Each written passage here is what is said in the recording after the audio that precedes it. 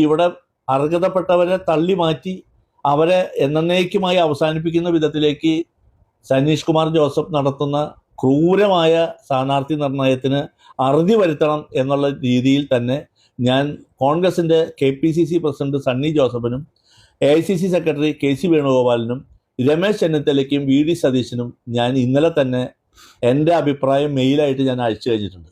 അതിൻ്റെ കോപ്പി ജില്ലാ കോൺഗ്രസ് കമ്മിറ്റിയും കൊടുത്തിട്ടുണ്ട്. ചാലക്കുടി നിയോജകമണ്ഡലത്തിൽ കോൺഗ്രസിനെ തകർത്ത് കളയുന്ന വിധത്തിലേക്കുള്ള ഒരു സ്ഥാനാർത്ഥി നിർണയത്തിന് ഏറ്റവും കൂടുതൽ മുൻപന്തിയിൽ നിൽക്കുന്ന ആളാണ്.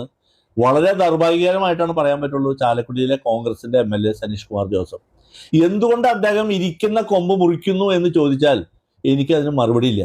പക്ഷേ ഞാൻ പല സ്ഥലങ്ങളിലുമുള്ള കോൺഗ്രസിന്റെ നേതാക്കന്മാർ രാജിവെച്ച് പുറത്തു പോകുന്ന പോലെയുള്ള വിരുദ്ധമായ നിലപാട് ഞാൻ മരിക്കുന്നവരെ സ്വീകരിക്കില്ല. എൻ്റെ രോദനം, എൻ്റെ അഭിപ്രായം കോൺഗ്രസ് നേതൃത്വം കേട്ടാൽ ഇവിടെ വളർന്നു വരുന്ന ചെറുപ്പക്കാർക്കും അർഹതപ്പെട്ട വിധത്തിലുള്ള ഒരു സാഹചര്യം ഉണ്ടാകാനും ഈ നിഷ്കരണം ഇവരൊക്കെ വധിക്കുന്ന വിധത്തിൽ സീറ്റ് വിഭജനം നടത്തുന്ന MLAക്ക് എതിരായി കോൺഗ്രസ് നേതൃത്വം എന്തെങ്കിലും നടപടി സ്വീകരിച്ച് ഇതിനൊരു പുനർചിന്തനം നടത്താൻ വേണ്ടി മാത്രമാണ് ഞാനിപ്പോൾ ഈ അഭിപ്രായം പറയുന്നത്. അതിരപ്പള്ളിയിലൊക്കെ വളരെ ക്രൂരമായ രീതിയിലാണ് പ്രവർത്തകരെ വെട്ടി നിരത്തിയിരിക്കുന്നത്. എന്തിനു വേണ്ടിയാണ് MLA ഇത് ചെയ്യുന്നതെന്ന് ചോദിച്ചാൽ ഒരു നടപടിയും അല്ലെങ്കിൽ ഒരു ഭാവന പോലും തോന്നുന്നില്ല. അദ്ദേഹം അത്ര വളരെ മോശമായിക്കൊണ്ട് പ്രവർത്തിച്ചുകൊണ്ടിരിക്കുക. കൊരട്ടി പഞ്ചായത്ത് ഇതിന് ഏറ്റവും വലിയ ഉദാഹരണമാണ്. കൊരട്ടി പഞ്ചായത്തിൽ ഇദ്ദേഹത്തിന്റെ ആശ്രിതനായി കാറിൽ നടക്കുന്ന ഒരുത്തന് എങ്ങോന്ന് വന്നിട്ടുള്ള ഒരുത്തനാണ് സീറ്റ് കൊടുക്കുന്നത്. കൊരട്ടി പഞ്ചായത്തിൽ അർഹതപ്പെട്ട ഒരാൾക്കും സീറ്റ് കൊടുക്കുന്നില്ല. അതൊക്കെ നിരവധിയായിട്ടുള്ള സംഭവങ്ങളാണ്. കാടുകുറ്റില് ഏറ്റവും വലിയ ന്യൂനപക്ഷത്തിന്റെ ഒരു നല്ല പ്രതിനിധിയായിട്ടുള്ള ഒരു ടെഡി സിമേജി ഉണ്ട്. അദ്ദേഹത്തിന് പോലും സീറ്റ് നിശ്ചയിച്ചു. പിന്നെ കാടുകുറ്റി പഞ്ചായത്ത്, ആ കാടുകുറ്റി പഞ്ചായത്തിലെ മുസ്ലിം സമുദായത്തിലെ ഷിജൻ മേത്തറിന് സീറ്റ് നിഷേധിച്ചു. എന്തിന്റെ അടിസ്ഥാനത്തിലാണ് ഇവര് സീറ്റ് നിഷേധിക്കുന്നതെന്ന് അറിയില്ല. ഒരു അർഹതപ്പെട്ട ആരെയും ഇനി വെച്ച് വളർത്തില്ല എന്നുള്ള പ്രഖ്യാപനമാണ് ഇപ്പോൾ സനീഷ് കുമാർ ജോസഫ് നടത്തിക്കൊണ്ടിരിക്കുന്നത്.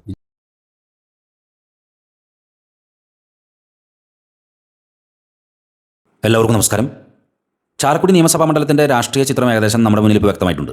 നിലവിലെ MLA പുതുക്കാട് ഭാഗത്തു നിന്നുള്ള നമ്മുടെ സനീഷ് കുമാർ ജോസഫും ചാലക്കുടിക്കാരനായ UDFൻ്റെ കൗൺസിൽ സ്ഥാനം രാജിവെച്ച് ചാലക്കുടിയിലെ സുപരിചിതനായിട്ടുള്ള അഡ്വക്കേറ്റ് ബിജു എസ് ചിറയത്തും NDAയുടെ സ്ഥാനാർത്ഥിയായിട്ട് അങ്കമാലിക്കാരനായിട്ടുള്ള അഡ്വക്കേറ്റ് ചാർലി പോളുമാണ് മത്സര രംഗത്തുള്ളത്. ഇവിടെ എനിക്ക് പ്രധാനപ്പെട്ട ഒരു കാര്യം മനസ്സിലായത്, അഡ്വക്കേറ്റ് ബിജു എസ് ചിറയത്തിനെ പ്രതിരോധിക്കുന്നതിൽ UDFൻ്റെ അകത്ത് വലിയ രീതിയിലുള്ള രൂക്ഷമായ അഭിപ്രായ ഭിന്നതയുണ്ടോ? അതായത് മനസ്സിലാക്കാൻ സാധിച്ചിട്ടുള്ളത് കഴിഞ്ഞ പത്രസമ്മേളനമായിരുന്നു. അഡ്വക്കേറ്റ് ബിജു എസ് ചിറയത്ത് രാജിവെച്ചതിന് ശേഷം അദ്ദേഹം രാജിവെച്ചതിന് ശേഷം പറഞ്ഞ പ്രധാനപ്പെട്ട സംഭവം, അർഹമായ പരിഗണനകൾ ലഭിക്കാതെ വന്നു കഴിഞ്ഞപ്പോൾ അദ്ദേഹം നേതൃത്വത്തെ സമീപിച്ചു, ജില്ലാ നേതൃത്വത്തെ സമീപിച്ചു, സ്റ്റേറ്റ് നേതൃത്വത്തെ സമീപിച്ചു, യാതൊരുവിധ ഇടപെടലുകളും ഉണ്ടായിരുന്നില്ല എന്നാണ്.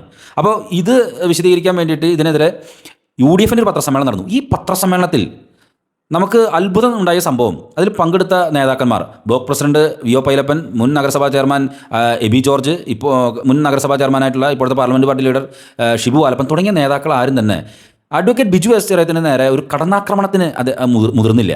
എന്താണ് അതിൻ്റെ സംഭവം?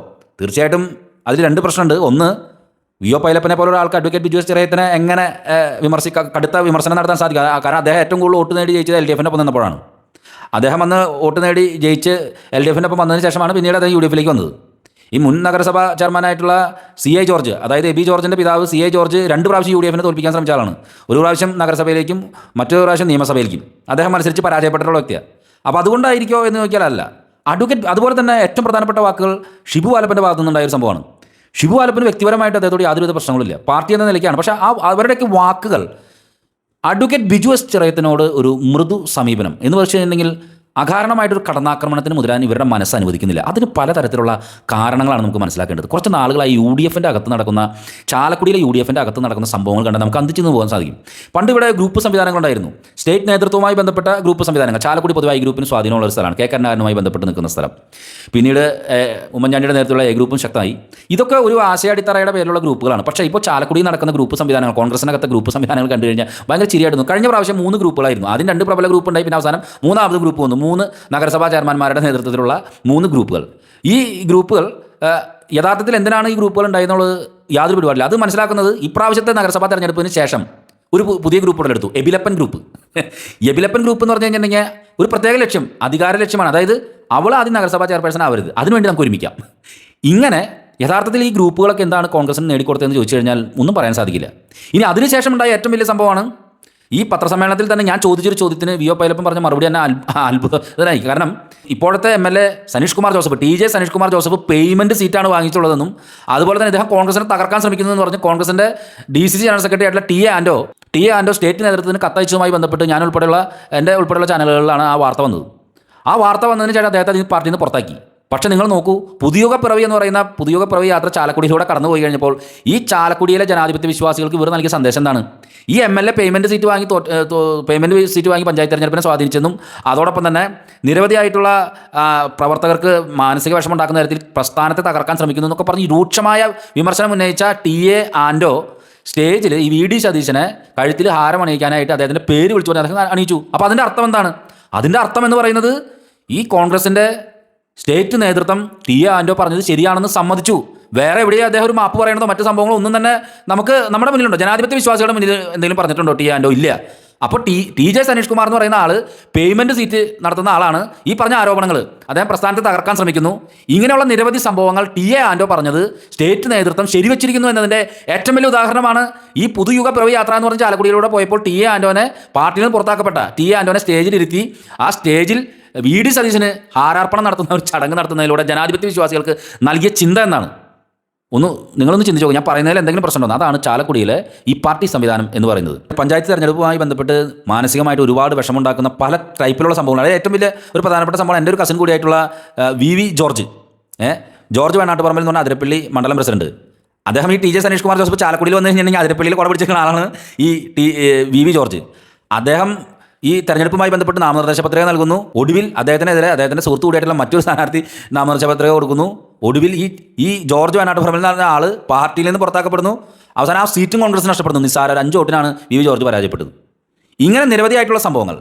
ഈ സംഭവങ്ങൾക്കുള്ളിൽ വലിയ തരത്തിലുള്ള ഒരു ക്രോഡീകരണം നടക്കുന്നുണ്ട് എന്ന് വെച്ച് കഴിഞ്ഞാൽ അഡ്വക്കേറ്റ് ബിജു എസ് ചിറയത്ത് അതിൻ്റെ ഒരു രക്തസാക്ഷിയാണ്. അഡ്വക്കേറ്റ് ബിജു എസ് ചിറയത്ത് രക്തസാക്ഷി ഫ്രെയിമിലാണ് നിൽക്കുന്നത്. അതുകൊണ്ടാണ് ഈ പത്രസമ്മേളനങ്ങൾ ശ്രദ്ധിച്ച് നോക്കുക, ഒരാൾ പോലും അദ്ദേഹത്തിനെതിരെ ഒന്നും പ്രത്യേകിച്ച് സംസാരിക്കാൻ സാധിക്കില്ല. ഷിബു വാലപ്പൻ വളരെ അത്ര മാന്യമായിട്ട് ബിജു എസ് ചിറയത്തിനെ പറ്റി സംസാരിച്ച കാര്യങ്ങൾ നിങ്ങൾ നോക്കൂ. ഇനി ഈ പത്രസമ്മേളനം കഴിഞ്ഞതിന് ശേഷം UDFൻ്റെ അകത്ത് വലിയ രീതിയിലുള്ള ഒരു ചെരിതിരിവുണ്ടായി. ഇതിങ്ങനെ പറഞ്ഞാൽ പോരാ, പക്ഷേ എങ്ങനെ പറയാൻ സാധിക്കും? ഇവർ നൽകുന്ന സന്ദേശം, ഈ പാർട്ടി സംവിധാനങ്ങൾ നൽകുന്ന സന്ദേശം എന്താണ്? പേയ്മെൻറ്റ് സീറ്റ് വാങ്ങിച്ച് കോൺഗ്രസ് പ്രസ്ഥാനത്തെ തകർക്കാൻ ശ്രമിക്കുന്നു എന്ന് വലിയ രൂക്ഷമായ പ്രതികരണങ്ങൾ ഉൾപ്പെടുത്തിയ ആളെ VD സതീശന് ഹാരാർപ്പണം നടത്താനായിട്ട് കയറ്റുന്നു. അപ്പോൾ അതിൻ്റെ അർത്ഥം ഈ TA ആൻഡോ പറഞ്ഞതാണ് ശരി എന്ന് പൊതുജനങ്ങൾക്ക് കൃത്യമായ സന്ദേശം നൽകുകയാണ്. അപ്പോൾ ബിജു എസ് ചിറയത്തിനെ സംബന്ധിച്ചിടത്തോളം ബിജു എസ് ചിറയത്തിൻ്റെ ആദ്യ ദിനം റോഡ് ഷോ അത് അഴകായി മാറിയെന്ന് മാത്രമല്ല പലരുടെയും ഉള്ളിലൊരു നെഞ്ചിടിപ്പ് ഉണ്ടാക്കിയിട്ടുണ്ട്. കാരണം കോൺഗ്രസ് പ്രവർത്തകർക്കുള്ളിൽ തന്നെ ഞാൻ നേരത്തെ പറഞ്ഞ പോലെ പല മാനസികമായ മുറിവുകൾ ഏറ്റു നിൽക്കുന്ന കുറേ ആളുകളുടെ ഒരു ആകെ ടോട്ടൽ ഒരു രക്തസാക്ഷിയാണ് ഈ അഡ്വക്കേറ്റ് ബിജു എസ് ചിറയത്ത്. തീർച്ചയായിട്ടും ഇനി വരുന്ന ആളുകൾ, ഇനിയുള്ള തെരഞ്ഞെടുപ്പ് നാളുകളിൽ ചൂടേറുന്ന രാഷ്ട്രീയ പ്രചരണം നടക്കുന്നതിനിടയിൽ ഇതൊക്കെ ചർച്ച ചെയ്യപ്പെടുമെന്നുള്ളതിൽ യാതൊരു സംശയമില്ല. എന്താണ് ഈ ഓരോ രാഷ്ട്രീയ സംവിധാനങ്ങളും സമൂഹത്തിന് നൽകുന്ന സന്ദേശം എന്നുള്ളത് വളരെ പ്രധാനപ്പെട്ട സംഭവമാണ്. ഈ TA ആൻഡുമായി ബന്ധപ്പെട്ട് ഞാനൊരു ചോദ്യം ചോദിച്ചു കഴിഞ്ഞപ്പോൾ VO പൈലപ്പൻ എന്ന് പറയുന്ന ബ്ലോക്ക് പ്രസിഡന്റ് പറഞ്ഞത് അദ്ദേഹം MLAയുടെ അടുത്ത് പോയിട്ട് മാപ്പ് പറഞ്ഞു എന്നാണ്. MLAയുടെ അടുത്ത് പോയി രഹസ്യമായിട്ട് മാപ്പ് പറഞ്ഞ പോലെ അല്ലത്. പൊതുവായിട്ട് MLAക്കെതിരെ സംസാരിച്ച ഒരു വ്യക്തി പൊതുവായിട്ട് വേറൊരു മാപ്പ് പറയലും നടത്തിയിട്ടില്ല. അതിൻ്റെ അർത്ഥം നിങ്ങളുടെ കോൺഗ്രസ് പാർട്ടിയുടെ സ്റ്റേറ്റ് നേതൃത്വം TA ആൻഡോ പറഞ്ഞത് ശരിയാണെന്ന് സമ്മതിച്ചിരിക്കുന്നു. അപ്പോൾ അങ്ങനെ നോക്കുമ്പോൾ ജനാധിപത്യ വിശ്വാസികൾ ചിന്തിക്കണം, പേയ്മെൻറ്റ് സീറ്റ് അതുപോലെ തന്നെ ഒരു രാഷ്ട്രീയ പ്രസ്ഥാനത്തെ തകർക്കാൻ ശ്രമിക്കുന്ന ഒരു വ്യക്തി എന്ന നിലയിൽ അതിഗുരുതരമായിട്ടുള്ള ഒരു ആരോപണങ്ങളുടെ മുന്നിൽ തന്നെയാണ് ഇപ്പോഴും TJ സനീഷ് കുമാർ ജോസഫ് നിൽക്കുന്നത്. നമുക്ക് നൽകുന്ന സന്ദേശം അതാണ്. ഈ പാർട്ടി അതിനെതിരെ മറ്റൊരു സംഭവം നൽകിയിട്ടില്ല. ചാലക്കുടിയിലെ രാഷ്ട്രീയ പ്രചരണം വളരെ ചൂടുപിടിക്കുന്ന ഒരു രീതിയിലേക്ക് മാറുകയാണ്. ഇപ്പോൾ അഡ്വക്കേറ്റ് ബിജു എസ് ചിറയത്തിൻ്റെ റോഡ് ഷോ എല്ലാവരെയും അമ്പലിപ്പിച്ചുകൊണ്ടുള്ള ഒരു റോഡ് ഷോ ആയിരുന്നു എന്ന് പറഞ്ഞു കഴിഞ്ഞാൽ പലർക്കും, എനിക്ക് ഉൾപ്പെടെയുള്ള ആളുകൾക്ക് വലിയ സംശയം ഉണ്ടായിരുന്നു. കാരണം LDFൻ്റെ അകത്ത് എന്തോ വിള്ളലുകളുണ്ട്.